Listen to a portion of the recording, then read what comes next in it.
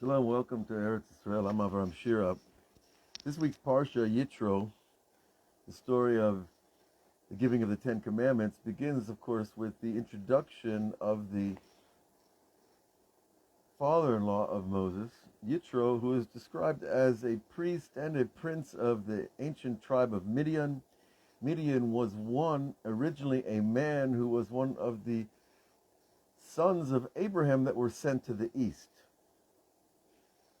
And his mother was Keturah, which the rabbis argue was actually the return of Hagar, Abraham's concubine. She came back and she had 10 sons, and one of them was Midian. And he was like a lot of the other folks in the neighborhood. He fell into the trap of serving the ancient cults, the ancient practices and services and rituals that lead to oftentimes ecstatic behavior, ecstatic experience, but it's not in the name of God. It's in the name of other forces that we're going to talk about today in relationship to, of course, the discovery and the serving of the one God and the ecstasy that is potential there. Okay, so Midian is actually today is located in northern Saudi Arabia, not far from Eilat. It's across the mountains, and away you go. You're into the land of Midian, and they had several idols that they worshiped there, different cults. Remember, a cult is not just a statue that you go bow down to once in a while. It's a club. It's a place that you find identity, community. It's a place that you connect to what they're doing there and why they're doing it, and it appeals to you. Now, these different cults, one was the Ashtaroth, which is, she's considered the goddess of fertility by some, and another one is Baal Peor, and the Peor has to do with worshiping or the ecstasy of bodily functions, shall we keep it simple. Now, these practices, we have to kind of enter the psychology a little bit of the people, and I think today's world can help us to understand as well. You know, what they're actually worshiping is the experience that they think the power or the false god gives them. So a false god is not necessarily real, but when I think it's real, God forbid, and it gives me an experience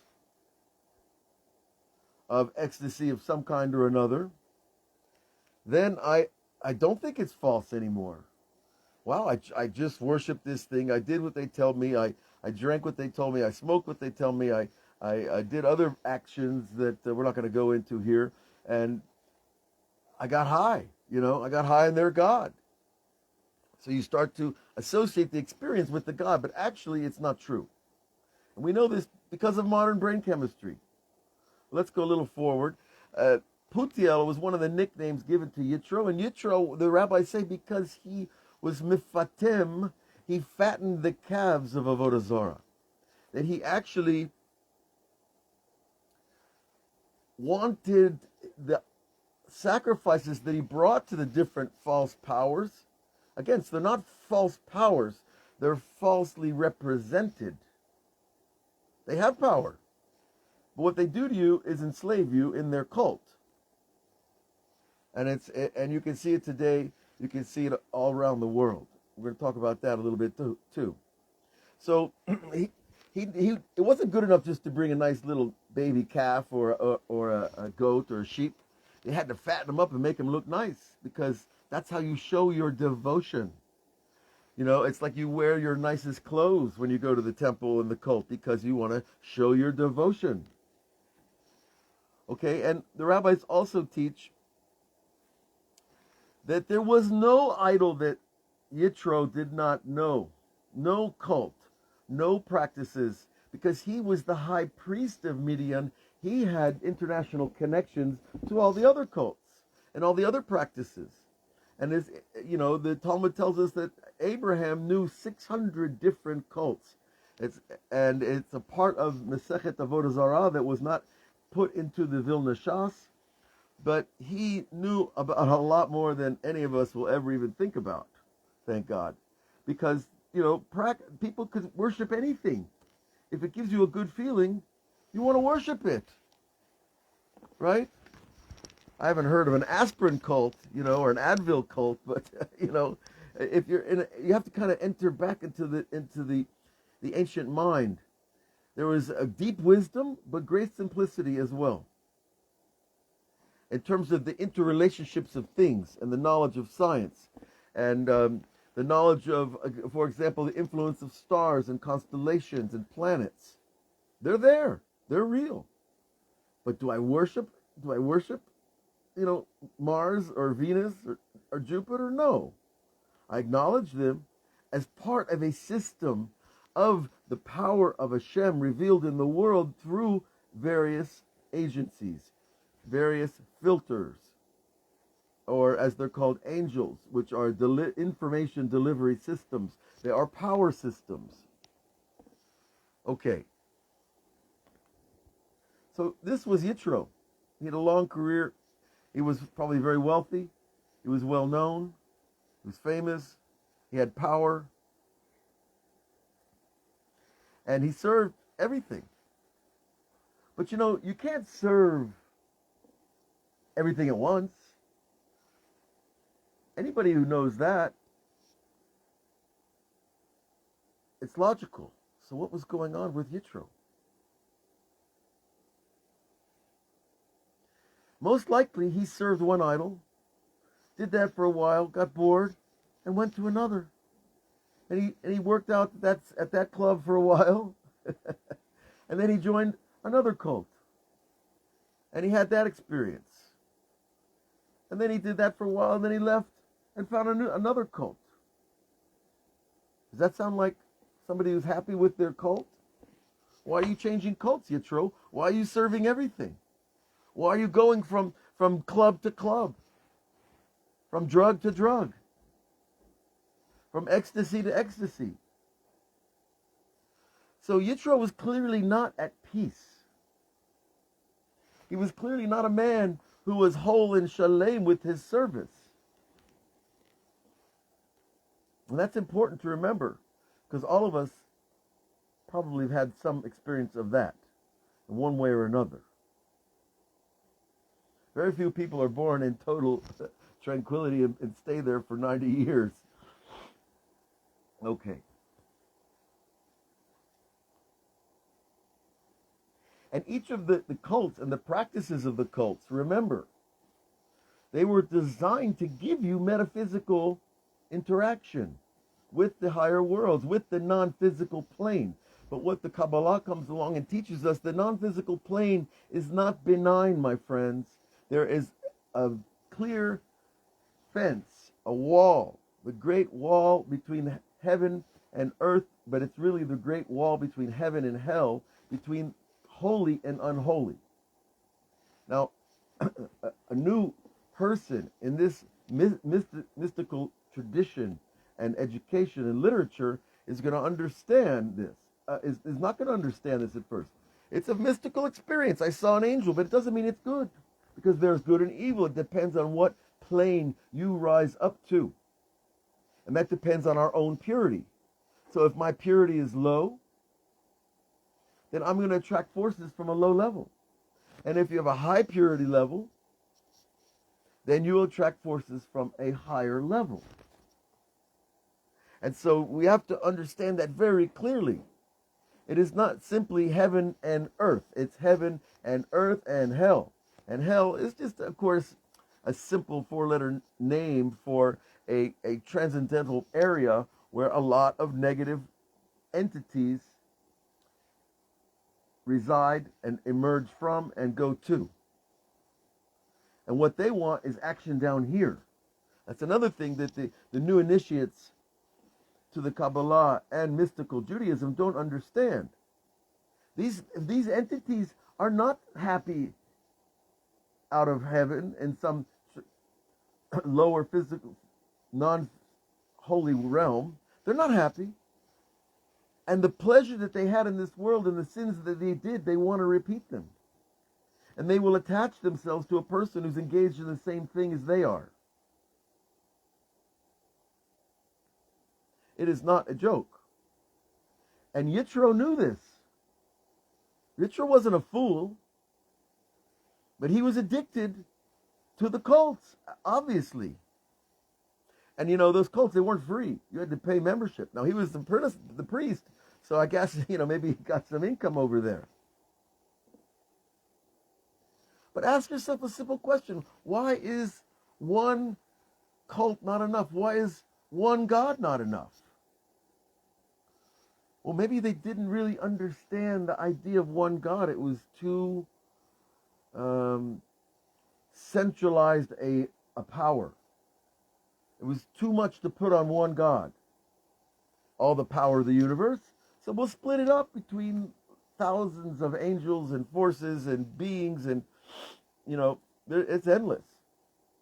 Hinduism has unbelievable amount of gods. And all the animistic religions of Africa, every one of them has a god. But in Judaism, we don't call them gods. We call them forces that were created by God to run the rivers and the mountains and the fields and the forests. And they have spiritual energy. Some is good and some is not. Now, another reason why the addiction of cults happens. Of course, we know the psychology that people are weak and they're lonely, they're abused, they've spent their lives feeling put down. And suddenly you meet a cult where they open their arms and they invite you in and they wash your feet and they give you lunch and they tell you, you know, where we got all this power? From our God, and we want you to have that power too. Really? You want to make me feel good? You want to give me food and clothes and shelter? Well, a person that's distraught or suffering will say, yes, I'll take it. I'll go with that God. Shalom, Muhammad. But there's a price for these attachments. And I think it's a little overpriced as far as the experience goes, because Torah comes along and says, no, you can have the real experience of the real God and have ecstasy and joy and the complete expression of yourself in the world in a wholesome, healthy, non-self-destructive way. But understand, excitement is built and expressed through a person through many things. Some people get excited about sports. Some people get excited about idol worshiping, like Christianity, for example. They get excited about a person named Jesus. You know, we don't even want to say his name because we know we have a different tradition about his story. He was a rabbinical student that got exposed to some powers that he couldn't control. But that's another long story. Maybe one day we'll put that out there on social media. It's a pretty dangerous thing to touch because people are very sensitive. And we're not here to hurt anybody's feelings and destroy their belief system, because a belief system is a way of protection from the vulnerability. Listen closely. Belief systems protect us from the vulnerability of chaos, of not having anything to believe in. Okay, so, but what we know now because of the modern technology and science is that the brain releases chemicals of pleasure. There are different chemicals for different pleasures. One is called dopamine, one is called serotonin, another one is, oh boy, they're part of the endocrine system. There's a lot of them, but the point is that when a human being has an experience of what he calls the power source of his ecstasy, it's because of his perception of an idea or an item, a thing, an activity, that his perception of it. I'm having excitement now at a football game raising my hands, and I feel all the adrenaline running through me, and I love the feeling of the adrenaline running through me. So, wait a minute. Am I excited about football, or am I excited about adrenaline? The adrenaline is the experience. The football or the idol worship temple is only the button that's being pushed in the brain. That this to me is exciting because it represents other things to me. Whichever your ecstasy button is. But it's all about the chemicals that are being released inside us. And why do we like it? Because we feel power. We feel power. When you're on an adrenaline rush after you run 2 miles, you feel power. But running 2 miles is most likely is a healthy operation, you know. But idolizing and worshiping things that are not worthy of idolizing and worshiping is not healthy. And it can produce a lot of power. And people love the power, the feeling of power. And so the gods that they worshipped in the ancient days were all about the power of the sea and the power of the river and the forest and the trees. Everything had a power. And by worshiping it, I accessed its power, but it's a disconnected power in my mind because I'm not connecting it to the one God. It's my problem. And Yitro was the priest of all this nonsense. Now, it's not really nonsense, to be honest with you.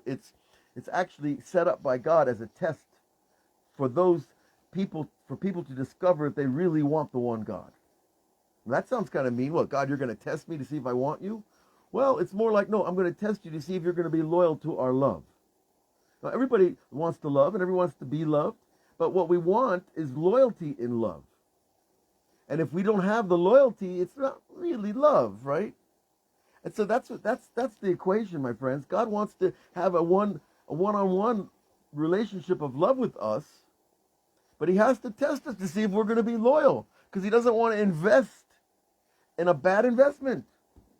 You know, if you have 2 children and you know one's going to take their inheritance and build beautiful things with it, you want to give him your money. But if you have a child that you know is going to take the money and go off and waste it, you're not so in a hurry to give such a child his money that he's going to waste it. So you put it in a trust fund and you give him a little bit every month.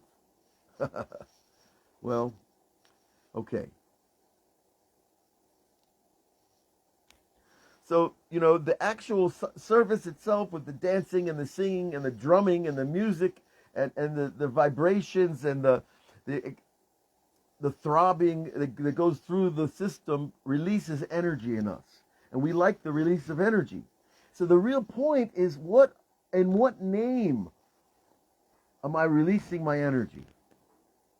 Am I releasing my energy to the one God because I'm all excited about saying, you know, dancing and singing and saying Tehillim and calling out in Hallel and clapping my hands? Well, if it's in the name of God, all that energy is focused on a very benign force, a very good place to put our energy. But if I arouse the energy for a non-true power, then I disperse my power and I feel empty at the end. And the emptiness causes you to do one thing, to seek the power of the cult again, and the cult is always going to go back to dopamine or serotonin. So we're doing it to ourselves. It's a loop. But it's actually not just a loop, it's a spiral, because it goes up to the one God or down, down, down to all the millions of powers that you can serve, to all the millions of things in this world that can excite you. And all you need is one phone and you can go everywhere, right? All the movies on and all the entertainments.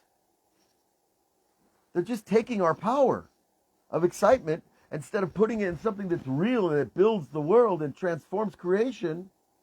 We don't put our power in in Netflix. You're like, wow, what have I accomplished at the end of a movie? Do you never feel empty after you watch a movie? Like, what did I just do here?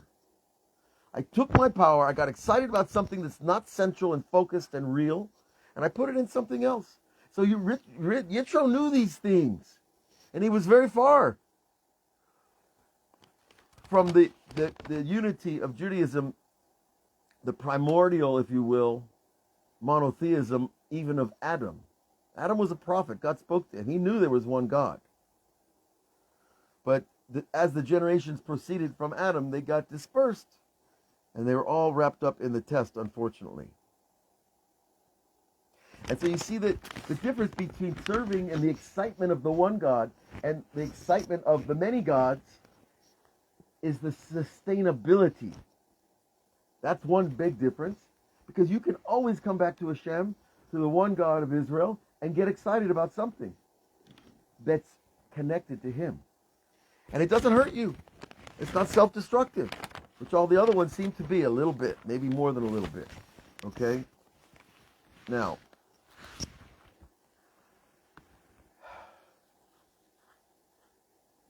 so again, saying in another way, it's like, Shalom Gedalia, Shabbat Shalom. Another way of reframing it is, do we worship the experience or the one who creates the experience for us? God created this massive stage called the universe for us to have an experience. And all He's asking is us to identify the director of the program.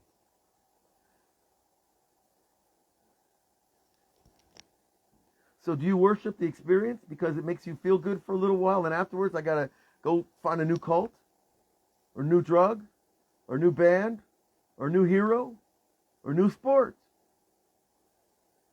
or new banker, or new inventor, a new scientist, a new doctor? Ein sof. There's no end to it. Or do I go back to the same source every time? God gave me that pleasure. God gave me that joy. God gave me that ecstasy. And I don't need a pill to get ecstasy in the creator of the universe. So ask yourself, am I worshiping the experience or the creator of the experience? Okay, so the prophets of Israel came along, of course, before Moses, but Moses was the greatest of them all, and then many followed afterwards in his steps and in his practice. And, they understood in their own way, it might not have been with modern brain chemistry, that it is a silly thing to worship brain chemistry. Like a dopamine upload. Because, you got excited about a movie, etc. Now, Yitro had tried everything, and obviously nothing worked. And his redemption came through his daughter. Very interesting thing, my friends. All you men, listen. The repair of love is through your daughters. All the fallen loves that men experience in this world, we have the experience of pure love through your daughter, and then you can love your wife in a proper way. You elevate love. Because we're attached to love. We have conditions, and we have all kinds of psychological syndromes around love. But when you have a child, you just love them purely, and they love you purely. And that's the repair of love. And then once you have that experience, then you can take that experience and love something else besides all the fallen things that we don't need to love. It's a sore. It's forbidden to love all these idols. So Yitro's redemption came through his daughter Tzipporah when she brought home the Hebrew shepherd from the well, right? And Moses shows up, and he's a good guy, so he marries her, and, well, it's a long story, but eventually his son-in-law goes to Egypt, brings the whole nation out of Egypt, and shows up back at Yitro's tent in Midian. And he hears the story of the redemption. And here's the story of all the miracles and wonders that God did to free the Jews and take them out of Egypt. And that, the rabbis tell us, v'yichadet Yitro. The verse in the phrase in the Torah is v'yichadet. It's chedva is one of the words for joy, happiness, but it's one, chet dalet. It means like echad, had, one, Vav Hey. It's the joy that you get when you unify the upper and the lower self, the male and the female aspects of us. When you unify your male and female aspects, you get joy. That's Hedva. And Vihad, Rashi says he had goosebumps all over his body. It was like, having a visceral experience from hearing these stories of Moses. But it was the experience of the realizing that God is the real God, the one and only. And there has to be an only. If you understand the intricacy of creation and how it works, you realize it can only be one God because it's too tightly woven.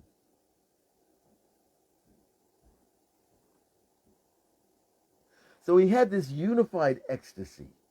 It was ecstasy in the oneness of things, not in a drug. And the wonder that there is such a God that made such a world that's beyond any substance.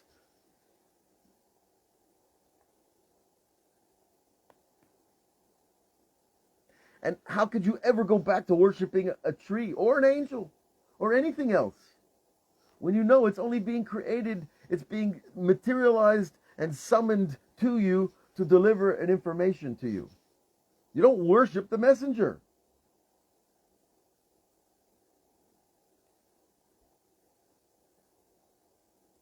So, of course, Yitro couldn't go back to his old ways of being priest of all these idols and cults. And he went with Moses. Now we know eventually he went back to his people, and that's another whole chapter. We're not going to deal with that today. However, what we see here is that whether or not you release your power through the many things in the world offers or through the one God is really the choice. Where do I put my energy? And Yitro made the transition. And that's why he's considered the greatest of the converts, really. Not because he was the first. There were other converts before him. Abraham himself was a convert, but it was a different thing because Abraham wasn't a priest making his livelihood and his power source and his self-esteem by managing a cult. God forbid. So Yitro came from further away than anybody else.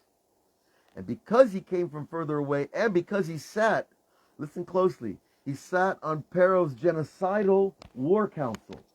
Pharaoh wanted to know, what do I do with the Jews? Should I just get rid of them all? That's what Bilam said. Bilam said, kill them all.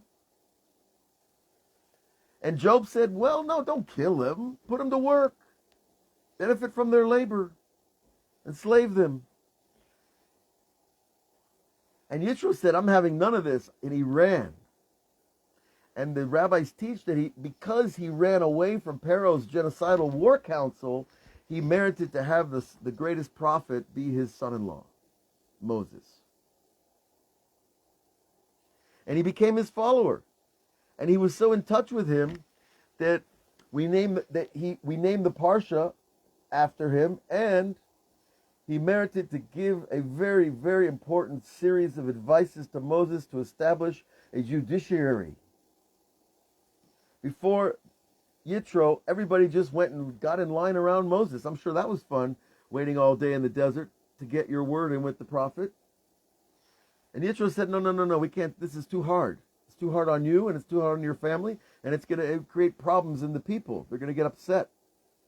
They're going to start creating other sources of prophecy. So Yitro created the first judiciary and created a way to take this massive project called getting the Jews out of Egypt into Israel with order and structure and a way of preserving Moses' power in order that he could do his job, was to bring down, of course, in the end of our Parsha, the 10 Commandments, which wasn't a walk in the desert, right? It was 2 times 40 days in a transformational state, a transcendental state of meditation where he unified with God and God downloaded the whole Torah to him.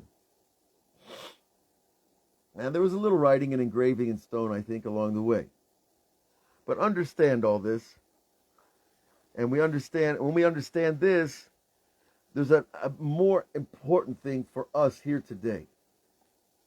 And that's this.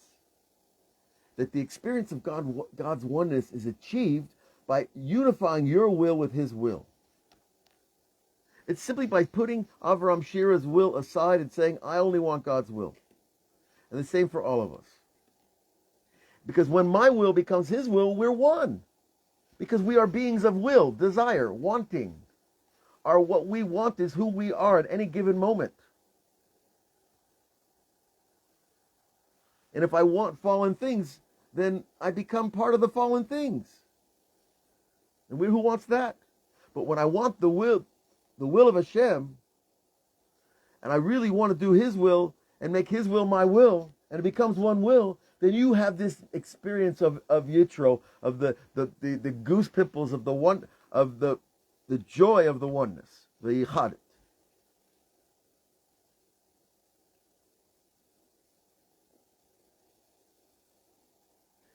And that can be experienced in every single mitzvah. And there's a lot more than 613.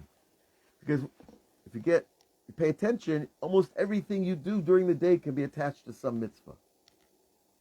Everything that you do for somebody else is a mitzvah, including your wife, your children, your boss. It's still a mitzvah if you know how to track it down. And when you really connect to the joy of the mitzvah, that's why the Arizal said, the greatest Kabbalist of the entire era, and remember, an era in Jewish history is 500 years minimum. He said he achieved the highest levels because of the joy in doing mitzvah, because he's at the joy of unifying your will with God is the experience that we're all after. And not taking substances to have a placebo experience, because that's what drugs do, and that's what all the other things do, each in their own twist.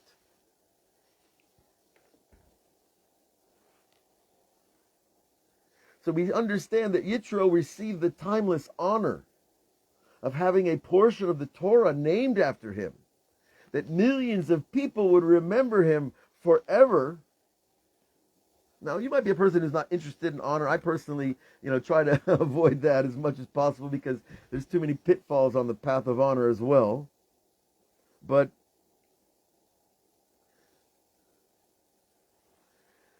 we see here that Yitro merited, of course, by denying Pharaoh's genocidal war council, he merited to be Moses' father-in-law and the grandfather of his children, etc. But I think it had to do with how far he came and how much he went through to drop all the false gods of Midian and the Middle East and all the occults and all the practices and all the good times in the back rooms. Because remember, every cult had its little princesses that were running around in the back rooms. Enough said. And all that stuff, he said, no more. I'm done. I want the God of Moses. Because he came so far away, I think that's one of the reasons why Hashem gave him the honor. Because there's no greater honor when someone who's far from Hashem comes close. Rabbi Nachman teaches that over and over. The greatest honor to God is not when someone who's already close gets a little closer. It's when someone who comes from way out there in the desert and he gets close to Hashem. That's great honor for Hashem. If your child comes home from work at the end of the day and you're happy to see him, wonderful, you should be. Or back from the army, you should even be happier because he's been in the army. But when your child comes back from across the ocean after 3 months touring around foreign countries, then you're going to be a lot happier. And that joy is God's experience of us returning to him. And I think God had tremendous joy in Yitro and gave him this honor. And today there are people in the Shomron, the middle part of the Eretz Israel, who hold that they are from the descendants of Yitro. So they call themselves the Shomronim in Hebrew. I think they have another name. Gedalia, you could help me. And they have churches still that they have their own branch, so to speak. But they believe in parts of, in the basic 5 books of Moses. Now, I don't know how they're doing with the Talmud. You'd have to ask them individually about that. But the point is that when you attach to God, everything you do becomes part of the eternal. And every good deed you have becomes part of the energy field of goodness that you carry into the next world.